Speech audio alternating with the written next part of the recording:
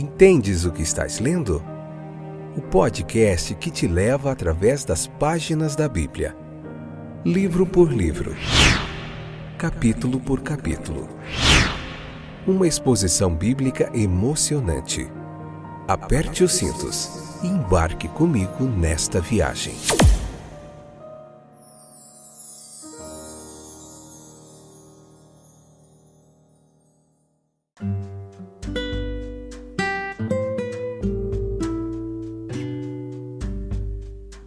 Olá, meus queridos companheiros de viagem através das páginas da Bíblia. Eu sou o Fábio e esse é mais um episódio, mais um fantástico episódio do podcast Entendes o que estás lendo.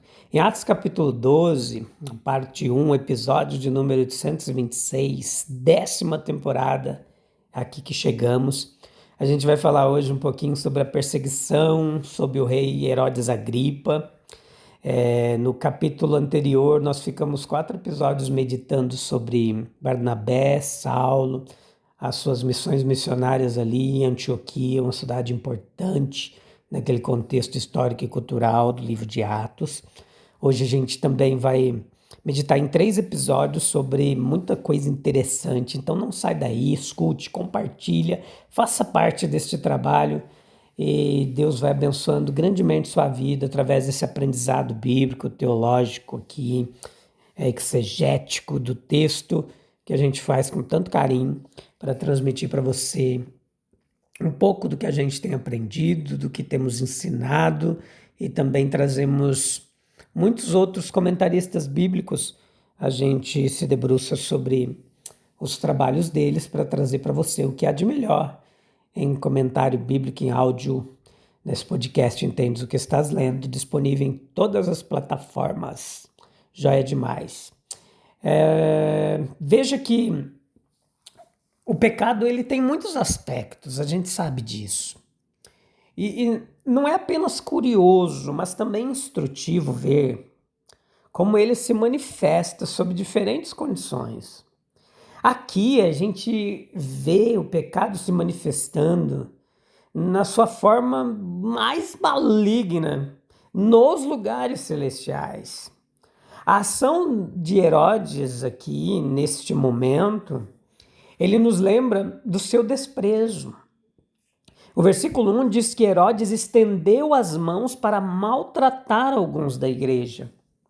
Ele não se deteve para indagar se esses homens estavam certos ou não. Eles tinham consigo as credenciais mais convincentes, evidências fortes, poder milagroso, uma verdade que atendia às necessidades do coração e da vida humana. Mas tudo isso foi em vão.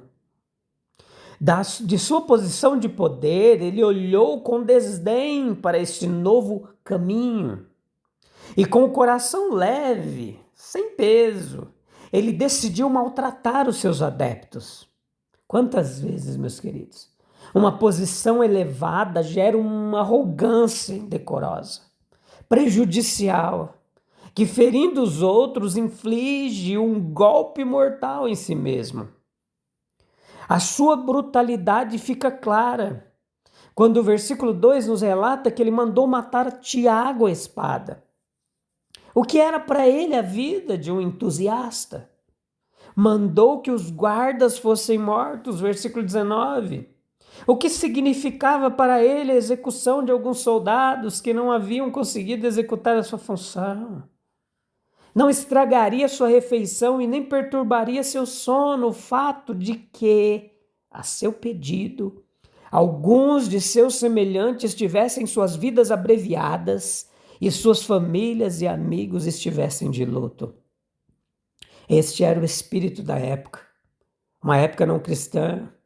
Era especialmente o espírito da tirania humana. O governante em seu trono, muitas vezes conquistado pela violência e astúcia, era indiferente ao sangue que derramava, aos direitos que violava, às dores que causava. E tal tem sido a história do pecado nos lugares e vidas dos que têm o poder desde o início até agora, de uma extremidade da terra à outra. porque ele viu que isso agradava aos judeus. Ele prosseguiu, versículo 3, no mesmo caminho. Que motivo miserável para a prisão e execução de súditos.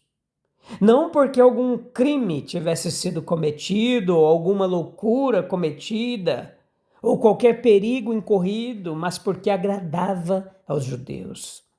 Mais violência seria cometida, mais injustiças infligidas, mais sofrimento e lamentação provocados. A tal profundidade vergonhosa se rebaixará o pecado nos lugares altos, a justiça prostituindo sua alta vocação. Então, como diz 1 Pedro 2,14, para conquistar uma popularidade vil e desprezível às custas da inocência e da verdade. Quão vãos são, meus queridos, os ferrolhos e as grades para prender um homem que Deus pretende que seja seu agente entre os homens. Quão inúteis são as espadas para matar e as portas das prisões para confinar a verdade viva de Deus. Um Tiago pode ser morto, um Pedro aprisionado, mas o capítulo que narra esses incidentes de tirania humana não termina sem registrar que a palavra de Deus crescia e se multiplicava. Nós podemos aprender essas duas lições. Primeiro, nós podemos muito bem nos contentar com nossa situação mais humilde. Obscuridade e relativa impotência são muito menos atraentes para um olhar comum do que eminência, poder. Mas quem de nós pode dizer que um lugar alto não pode se revelar um lugar escorregadio, onde a virtude e a pureza cairiam para nunca mais se erguerem, ou onde algumas das graças mais nobres seriam embotadas e ofuscadas, mesmo que alguns dos pecados mais tristes não fossem nutridos e praticados. Segundo, nós podemos muito bem nos alegrar por estar ao lado do Senhor, nosso Salvador. Sua causa enfrentará obstáculos como os registrados neste capítulo. Haverá momentos em que seus discípulos lamentarão a perda de um campeão e ficarão alarmados pela segurança de outro. Mas uma libertação inesperada virá. Deus se manifestará por nós de maneiras que não ousamos esperar, e o fim será o crescimento e a multiplicação de sua palavra viva e vivificante. Esses versículos destacam de forma impressionante o fato de que há poder e fraqueza em nós, seguidores de Cristo.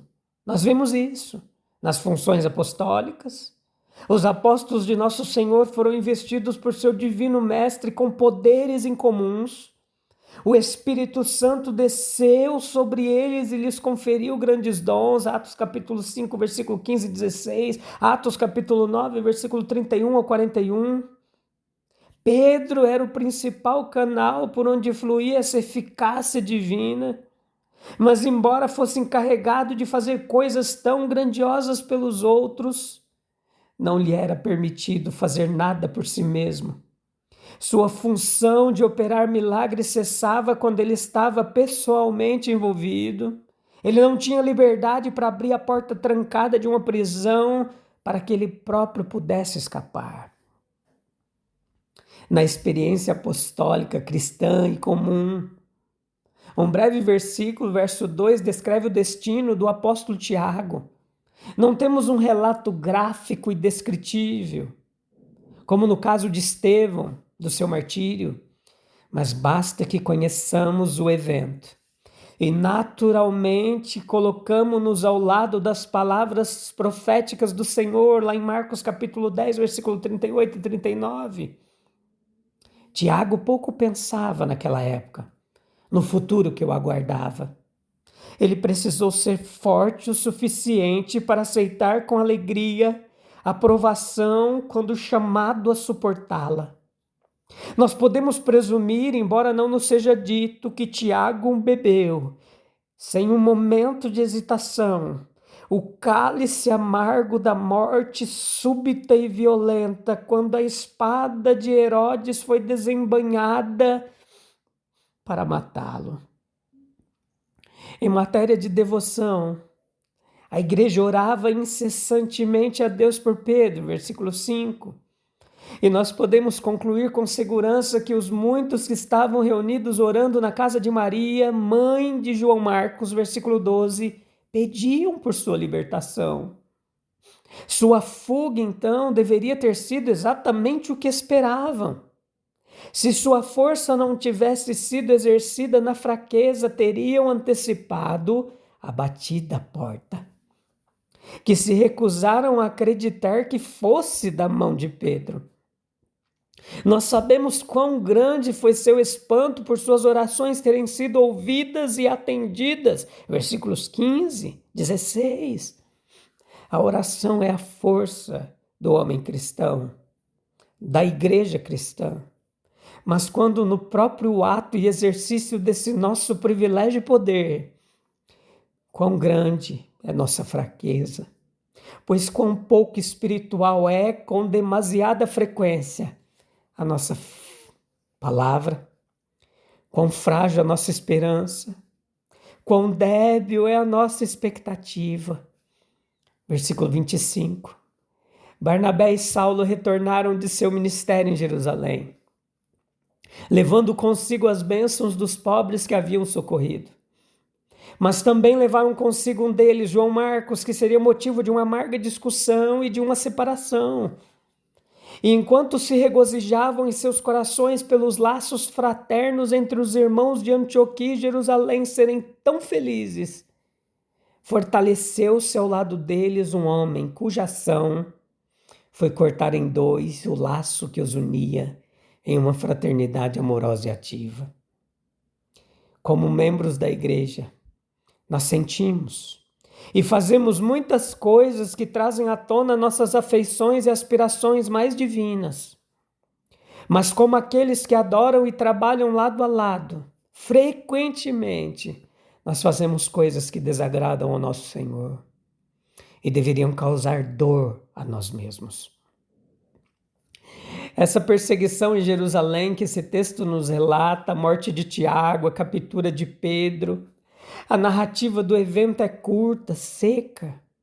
Mas observa um comentarista qualquer que seja a razão disso, é certo que o Espírito Santo, por cuja inspiração essa história foi contada, manifestou uma sabedoria peculiar nessa mesma brevidade.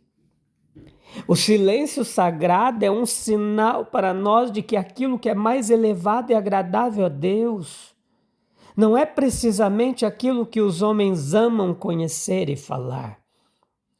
A nossa vida está escondida com Cristo em Deus. A vida peculiar e o santo morrer na morte estão escondidos com Cristo em Deus. Não apenas do mundo, mas dos filhos de Deus, preciosos. No entanto, meus queridos, diante de Deus, uma obra que acompanha a alma até a eternidade. O perseguidor frívolo, que foi inimigo dos judeus, agora quer agradá-los, sacrificando os cristãos. Crueldade dos tiranos, que foram autorizados a praticar muitos males e causar muito derramamento de sangue, autorizados. O nosso único consolo ao meditar sobre tais fatos é refletir que o cristianismo é um sistema ideal e tem compensações que não são deste mundo. A libertação de Pedro nesse texto também chama muita atenção. A sua prisão ocorreu no dia dos pães ázimos, a Páscoa, sem dúvida, lembrando não apenas da paixão e ressurreição do Salvador, mas também de sua fragilidade e negação a ele. E agora se cumpriria a profecia de Jesus: daqui adiante você me seguirás. Tudo naquela cena, as lembranças, as perspectivas imediatas diante da mente de Pedro, o dispunham a pensamentos tristes, sérios. A forte guarda colocada sobre ele parece testemunhar o respeito que sentiam por sua pessoa, o medo de sua influência. Os papéis do prisioneiro e do tirano são frequentemente invertidos. Ele está em paz, eles tremem quando têm seu poder, e nos bastidores um propósito operava mais poderoso do que toda a força humana. Os perseguidores pretendiam trazê-lo depois da festa da Páscoa, mas Deus pretende salvá-lo. Herodes trama a morte de Pedro, enquanto Deus deseja a preservação de Pedro naquele momento e a morte do assassino. Outra visão da força espiritual atuando para neutralizar a força física é dada na declaração da oração incessante da igreja em favor de Pedro. Uma oração verdadeira, ela pode derrubar todo o poder do inferno. Por que não orar Herodes com seus soldados? Pelo sangue e pelas orações dos cristãos, o braço de Herodes foi mutilado, seu cetro quebrado e o Império Romano levado à ruína. Pedro, na prisão, pode nos lembrar de orar, para que te agrade ter compaixão de todos os presos e cativos. Quer falemos de anjos ou de instrumentos, ou de meios providenciais, a verdade fundamental é a mesma.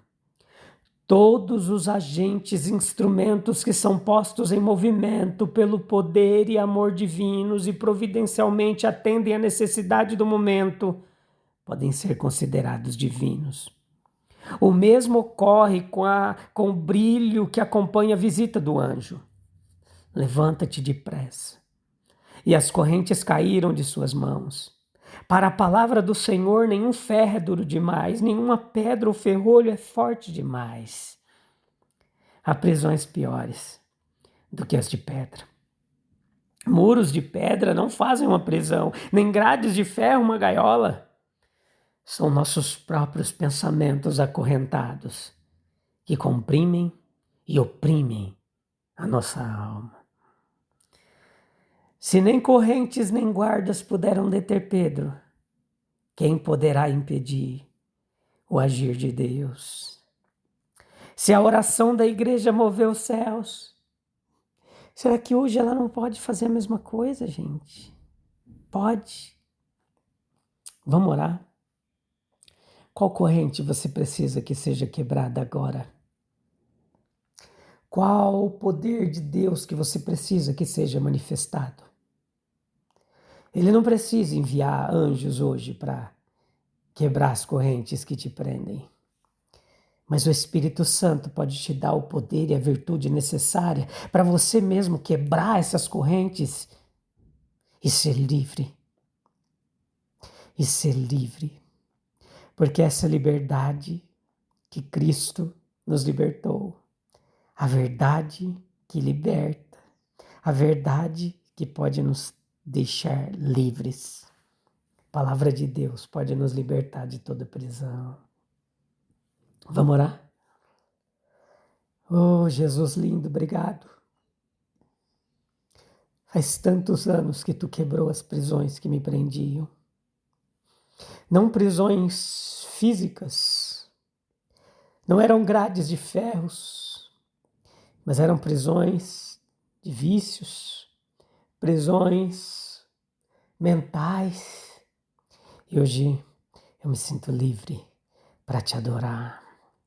Faz isso também com meu irmão e minha irmã que te pede agora liberdade. Quebra as correntes, Senhor, que nos prendem e fortalece nossa fé. Que a gente aprenda a confiar no poder da oração. Que a gente possa ver a Tua palavra crescer em nós e através de nós. Eu creio, Deus, que essa palavra, ela pode quebrar muitas correntes para a glória do nome de Jesus. Amém, meu querido? Deus abençoe grandemente sua vida. Obrigado pela audiência, pela paciência. Eu te encontro no próximo episódio para a gente continuar juntinhos meditando na palavra de Deus. Ela é poderosa. Creia nisso e tome posse da poderosa palavra de Deus. Um abraço. Deus abençoe. Até breve. Tchau, tchau.